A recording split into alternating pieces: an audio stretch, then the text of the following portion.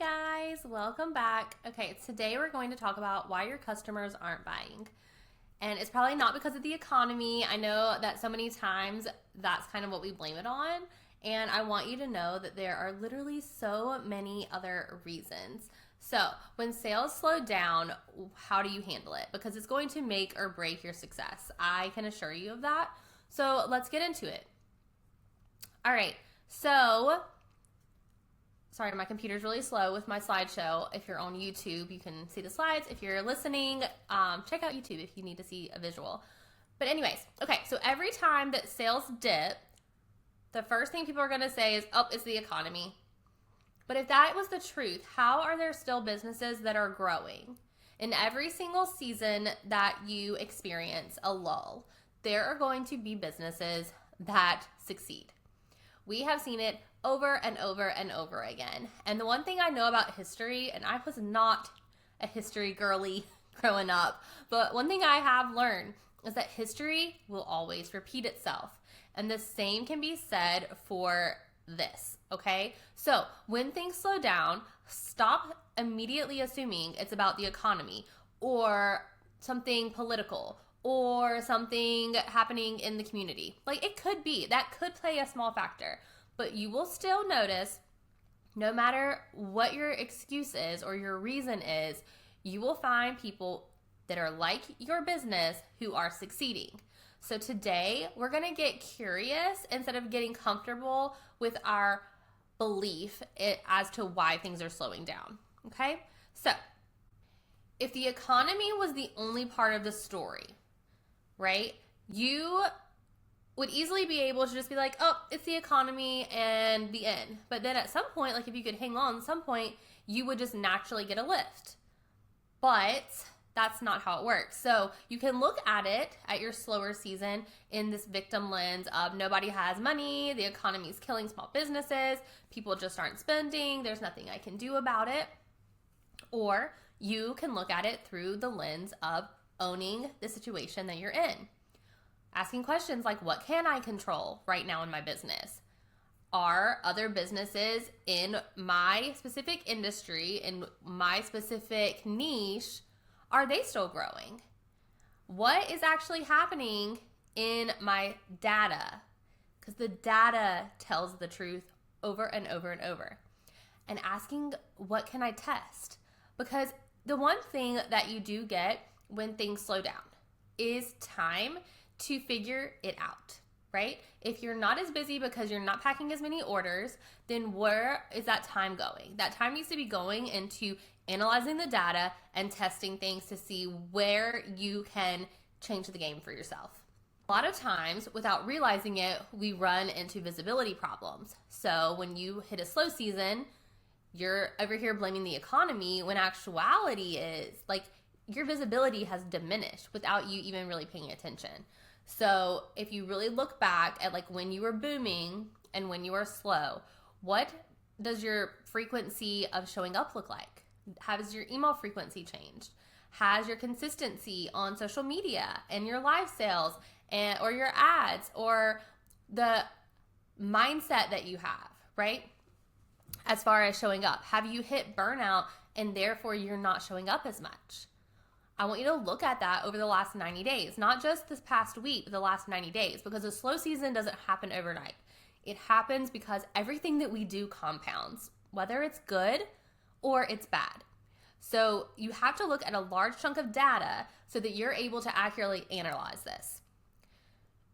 When you have low visibility, your customers can easily forget about you. I know we all like to think that we are special and that people love us and our brand and that like once a fan, always a fan, but that's not true. You have to stay top of mind. And that's what we try to get people to understand so much in my agency, as far as email isn't necessarily for getting sales right this second. Email is about staying top of mind. For instance, if you have a storefront, you have to be sending emails, because otherwise, if you're not doing emails and you're not doing ads and you're, posting here and there on social, why would you think that somebody's going to think about coming out to your store? Why would you think that somebody's going to just naturally think, oh, I'm going to go check out their website? You have to give them a reason to check in. And that is called staying top of mind. That's the entire game. That is the entire marketing web, is staying top of mind so that people don't forget about you, because people are going to forget about you. In fact, just assume that every single customer you have is going to forget about you within 7 to 14 days, unless you stay top of mind. So if you go into every situation like that, hopefully it will help you stay in check as far as doing all of the parts of the marketing web, so that you do stay top of mind, so that when that particular customer or client is ready to make a purchase, they are able to think of you because you have been there, showing up consistently. If you think about the last 365 days, when did you last show up consistently for 30 days straight? Staying on the same platform with the same frequency and no gaps. No gaps in email marketing, no gaps in ads if you're running ads, no gaps in social, no gaps in the way that you showed up. Because you can show up daily, but if you are showing up inconsistently in your energy, because one day is a good sales day and you're like, oh my gosh, I'm on top of the world. And then the next day is a low sales day and you're just like, here, buy the stress. People feel that. Like, your potential customers and clients feel it. And so you have to make sure that you are consistently showing up to create that visibility in the right energetic space. It could be a messaging problem. So number one, we could have a visibility problem. But hey, let's say that you are on top of it, and when you look back at your last 90 days, you're like, nope, I was consistent. I was visible. Then you need to look at your messaging, because a lot of times it's going to fall into the messaging. We've had episodes before where we talk about different types of messaging for different types of buyers. If you have not listened to that, highly encourage you to listen in, because if you just are out there doing generic marketing messaging or just marketing messaging to one type of buyer, you're going to run into issues. Because if your message could be applied to like any business in your category, you're not really saying anything. So if your like idea of marketing is like women's clothing brand selling affordable pieces for the everyday woman, like that is you're not special, right? And I don't like to hurt your feelings or step on your toes, but also that's my job, is to hurt your feelings enough for you to make a change, because without making a change, you'll stay where you are. And I don't want you to stay stagnant. So if you look at your Instagram bio or your Facebook page or like the headline on your website even, like if you look at how you're defining your ideal client avatar and it is super generic, there's a problem. And that is an area you need to focus on. When you have generic marketing messaging, you lack differentiation. Customers cannot tell you apart from a bunch of other boutiques. In fact, last night I was talking to a friend and she was like, oh, I found this really cute boutique and da-da-da-da-da.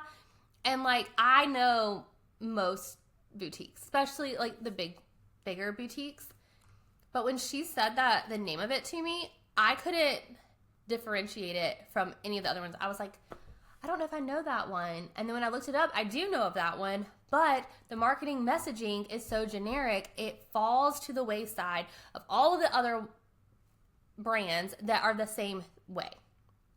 Instead, having a strong marketing message is going to make sure that your brand resonates with buyers. And when you're staying top of mind with good visibility and you have really solid messaging, you're going to be the one they think of when it's time for them to make a purchase. Another problem with messaging that I see is solving the wrong problem. So you're talking about features and benefits that don't actually address what your customer is like working through in order to make a purchase. You're trying to just like sell the product, like instead of the transformation. So let's say there's a piece of clothing and you're like, it's soft, it's stretchy, it's great. Instead of selling the transformation of, these jeans are literally the most stretchy things ever. Look at my little food baby right here, and look how I can just suck it into these jeans. That is how you have to show up. People want you to fix something for them, or else why do they need to spend their money with you versus somebody that's cheaper? And we never want to be the one that's cheaper, because then you have issues with margins and all the things, and we won't even get into that. But if you're solving the right problem for your customer, they're going to be willing to pay you whatever in order to get that transformation. So let's say that you have your visibility good, your messaging is good. The next issue, it could be your offer. Maybe it's the wrong timing for your audience, the wrong way to position the offer, or the wrong audience as a whole. So let's say that you have the right offer for the wrong moment. So for instance, you have summer stuff that comes in late and you try to launch it anyway and it flops. That is right offer, super cute pieces that would sell if they were offered in the right time. This can be applied to service-based businesses too. This can be applied to coaching businesses, literally whatever. You have to consider where your audience is and is it the right time. So for a coach offering a mastermind, but their audience is at the beginner stages of the transformation that they're trying to achieve, there's too big of a gap. This group of potential clients are not at the right time in their journey to go after a large mastermind. So do you see, you can completely just take this information and apply it to any type of business that you're running. You could also have a wrong positioning. So if you position it as cost versus investment, get this top for $39 versus invest in this piece that you can wear season after season, and I'm going to show you how to wear this top in spring, fall, and summer, right? That way, they're not seeing a price tag. They're seeing the transformation, and they're seeing why it's a worthy investment. Or you could be having a huge issue with the wrong audience because maybe you don't really know your ideal customer, or you're not paying attention to the type of people that your brand is attracting, because sometimes you will have your ideal client or customer locked in. You'll have your messaging, you think, locked in. But over time, that messaging begins to attract a different ideal client avatar. So you're talking to who you think you are attracting with your messaging and your branding. And it's not resonating because along the way, you've attracted a different group for your audience and you have not pivoted to meet them where they are. Okay, let's say you have all of the things right. We have our visibility, we have our messaging, we have our positioning. It's all good. It could be a trust problem because people do not buy from businesses that they don't trust. It doesn't matter how good your offer is, how good your piece of clothing is, or whatever. If they don't trust you, they're not going to buy from you. It is very hard to get a sale if you have no reviews to a new person, right? If you have somebody fresh coming into your brand on social, but there's no testimonials, there's no UGC, there's no reviews, they're going to be a little hesitant because there's so many fake companies out there. So you have to do all that you can to prove to people that you can be trusted by asking your people for reviews, by asking for testimonials, by asking for social proof. It's okay to ask as a small business specifically, but think about it. Every time that you go to a large retailer, there's something about doing a survey or doing something that is going to create trust for others because of what you're saying. So, do you have a trust problem? So, if we're going to put all this together, the 5-point sales diagnostic I want you to work through. Number 1, economy. Am I blaming external factors? 2, have I stopped showing up consistently? 3, is my messaging generic or is it specific to me and my potential customers? 4, offer. Is it the right offer, the right time for the right audience, or has there been a shift? And 5, trust. Is there visible proof to people that they should believe me and trust me and spend their money with me? Look at it through the lens of, if I was a first-time visitor to my business today, would I immediately understand why I should buy from me? Look at your website, your social media pages, your profiles, as if you were a stranger that knew nothing about your company. Would you trust yourself? I would love to know, if you do this, what you find. So whether you're on YouTube and you want to leave a comment, if you want to message us on Instagram, if you want to send us an email, I don't care. I would just love to know what you found, because I think, unfortunately, a lot of people, once they look at it through this lens, would be shocked that they probably wouldn't trust themselves, Like, are your photos generic? Are they good? Do they look edited, like, to a fault almost? Is the wording really generic, or is it really clear and, like, human-like? There's so many factors. So look on there and see, do you trust yourself? And always remember, the businesses that will grow during the hard seasons are the ones that are willing to look inward before they look outward. I'm not saying that outward circumstances can't affect our businesses, because they absolutely can. We have seen it over and over. But what I am saying is that before you place blame outside, you've got to look inside, you've got to test, you've got to figure out how you can improve internally, and then it's okay to look externally and see if there's an extenuating factor to place blame on. But what we will never do is be a victim. So yes, maybe there are external factors, but I promise you, you can always, always beat them, because businesses have done it time and time again. So why not you? I love you. I will talk to you soon. Bye.